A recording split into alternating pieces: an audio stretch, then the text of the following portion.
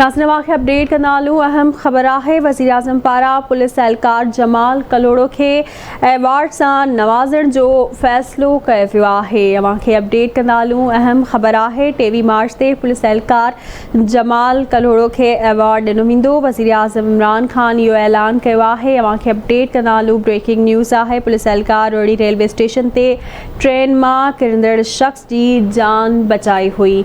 खे आगाह कंदालू अहम ख़बर है। वज़ीर आज़म पारा पुलिस एहलकार जमाल कलोड़ो के एवार्ड से नवाजण जो फ़ैसिलो कयो वियो है। 23 मार्च से पुलिस एहलकार जमाल कलोड़ो के एवार्ड ॾिनो वेंदो। पुलिस एहलकार रोड़ी रेलवे स्टेशन से ट्रेन में किरंदड़ शख्स की जान बचाई हुई। खे अपडेट कंदालू अहम ख़बर है। वज़ीर आज़म इमरान खान पारा पुलिस एहलकार जमाल कलोड़ो के एवार्ड से नवाजण जो फ़ैसिलो कयो वियो है। वज़ीर आज़म जो चवण है 23 मार्च से पुलिस एहलकार जमाल कलोड़ो के एवार्ड ॾिनो वेंदो।